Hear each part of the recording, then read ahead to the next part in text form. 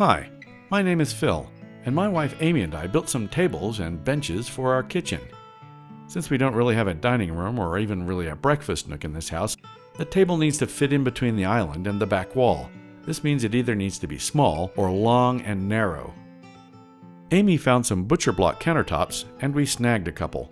They were labeled as dragon wood. The wood is extremely hard. We stared at the butcher block for months and finally decided we needed those tables and benches for a party. We wanted an antique workbench look, and this is not a paid endorsement. We found Bear Hollow Supply online, and we paid full price for the stuff we ordered. We ordered some cast iron style legs to make a couple of tables and a couple of benches. They're actually cast out of aluminum, but they look like the real deal. Bear Hollow also has stretcher rods that bolt through a hole in the middle of the legs. The stretchers help stiffen everything and prevent the table or bench from bowing, and also hold the legs in position so they don't bend or fold up where they're bolted on if the table gets pushed. When the tube with the stretchers arrived, the end of the tube had a hole in it and some of the bolts and washers were missing. I sent an email to their customer service, and the same day had a reply and a promise that the replacement bolts were already ordered and would ship shortly. I have to say that not only were the legs really well made and great looking, but the customer service was also awesome. I'll put a link to their website in the description below. It was a simple thing to bolt the legs to the butcher block. They used threaded inserts and bolts.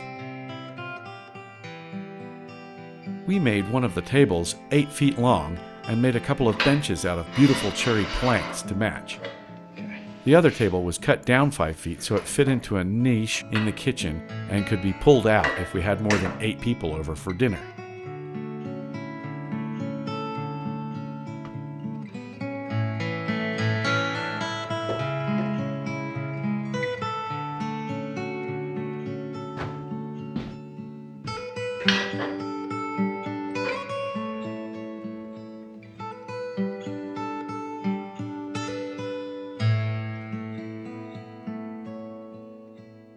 Match the drill bit to the diameter of the body of the threaded insert. Don't count the threads.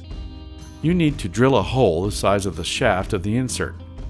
I used a Forstner bit to drill the holes, since Forstner bits leave a hole with a flat bottom except for the little spot in the middle where the point on the bit is. I was worried about drilling through the tabletop, so I put a piece of tape on the drill bit to mark where I should stop. I drilled just a little deeper than the threaded insert so I could be sure it would sit flush. Aside from being careful not to drill too far and out the other side, you also need to be careful not to drill too shallow a hole. If the hole is too shallow and you crank on the insert to get it to sit flush, you can easily push the wood out in a hump on the other side, which not only looks bad, but can crack or split, a definite no-no.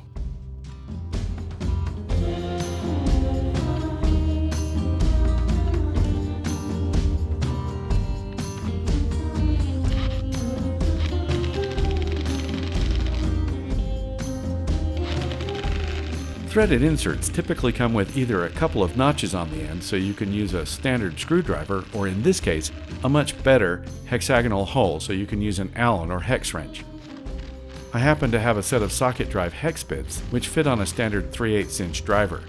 After struggling with using a ratchet wrench, I quickly turned to my trusty old impact driver. You definitely can use a ratchet wrench, but if the wood is really hard like this stuff, you will find things go much quicker with a power tool. But you must remember, with great power comes great damage if you make a mistake, so be careful you don't blow out the other side of the wood.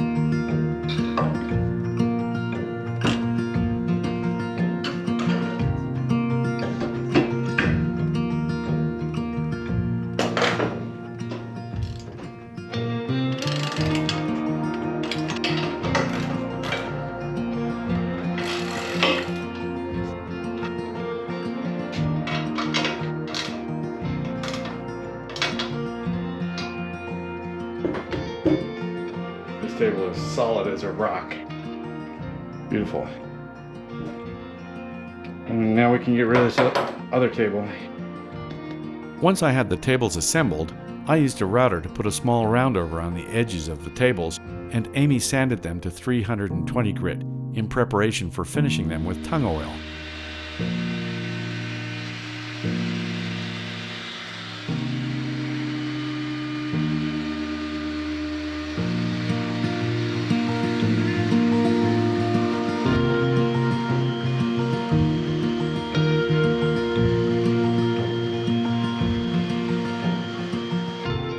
The cherry bench tops took quite a bit of sanding to clean up the saw marks from the mill.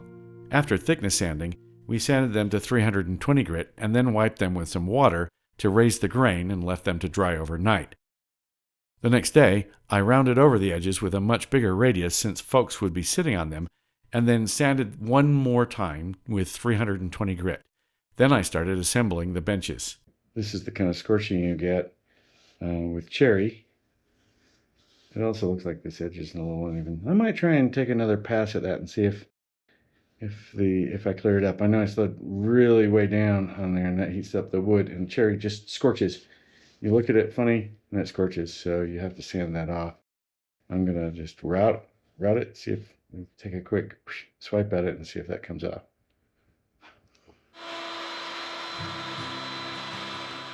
Now the weirdest part about all this is when you get this cherry and you cut it or you route it or whatever, it smells like cherries. It smells like artificial cherry flavor.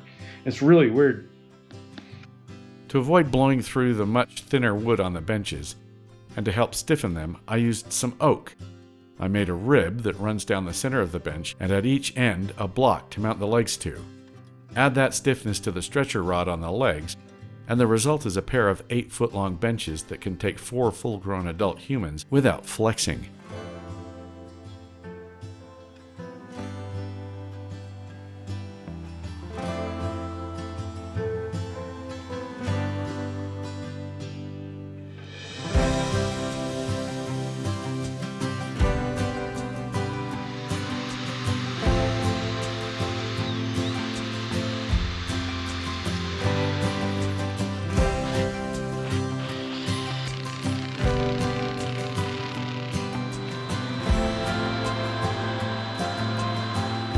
So I want to show you something. I routed the edge here. I stopped here and then I started here.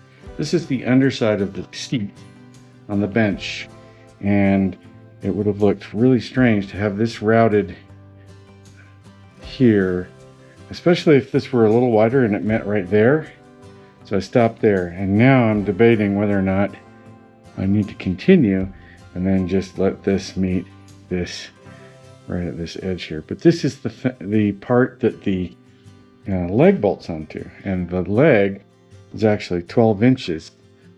So really, the leg's going to come here. I rounded this over because I didn't want someone banging some part of their body, especially some little kid running around doing a header into the seat here.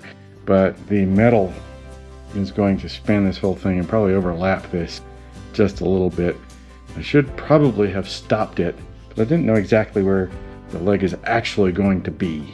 The leg is possibly going to be a little bit further this way, depending on how we set it up and how straight up and down we get it. There's a stringer that we ordered, but I do want this to extend at least this far out to make this seat a bit stiffer when people sit on the end.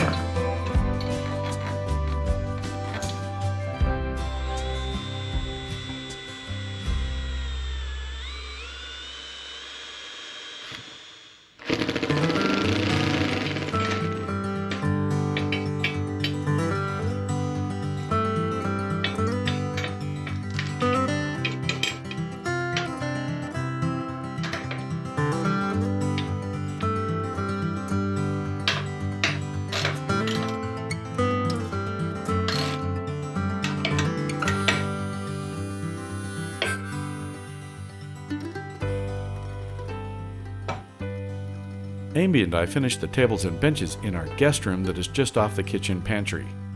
It was too cold out in the workshop, and also too dusty out there at the moment. The guest room is the only spot in the house where we can keep the cat out. We wiped tung oil onto the wood and then sanded with 320 grit and wiped the wood dry. After letting it dry overnight, we wiped on more tung oil and sanded with 400 grit and wiped the wood clean again, and repeated the procedure the next day with the 400 grit. The wood feels fabulous to the touch now that it is dry. We used pure tung oil from walrusoil.com. Actually, I bought it on Amazon, but it came from Walrus. Again, this is not a paid endorsement, but I like the product and the company. The tung oil is made by, or using, exactly 0 walruses. Just some guy with a bushy mustache and his team. I'll put a link in the description below. Pure tung oil takes a very long time to dry and fully polymerize. It's not a good choice for a quick project, but it is one of the best waterproof finishes you can get if you're willing to wait 4 weeks or so to use the thing you built. It also works well on oily tropical woods, so there's a bonus.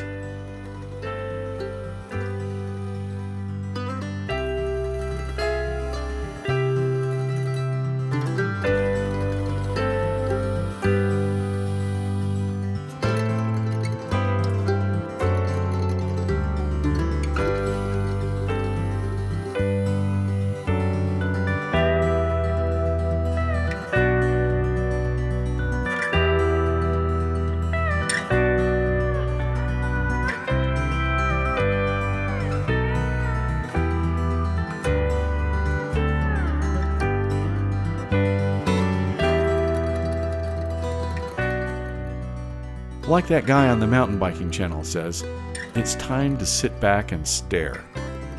If you enjoyed this video, or even if you were hoping there would be more walruses, please like and subscribe. And don't forget to click on the bell next to the word subscribe so you get notified when I upload another video.